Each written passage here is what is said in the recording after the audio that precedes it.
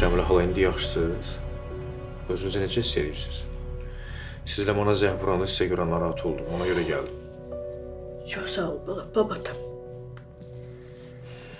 Siz Ləmana zəng eləyəndə Ləman elə həyəcan keçirdi ki, mən də narahat qaldım. Gəlmək istədim, Ləman qoymadı. Əsas odur, indi yaxşısınız da. Şükür oldum. Yaşayam babatam. Şükür. Bəs Ləman hanım? Yatıb?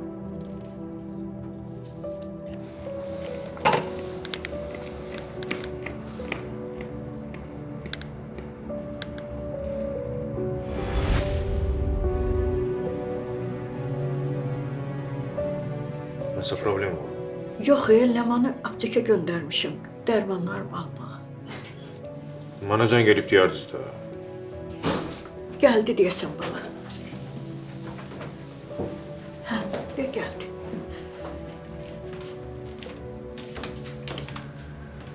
Tombul. Necəsən Ləman? Yaxşıyam, sən necəsən? Sağ ol. Sən bu vaxt aptekdən gəlirsən.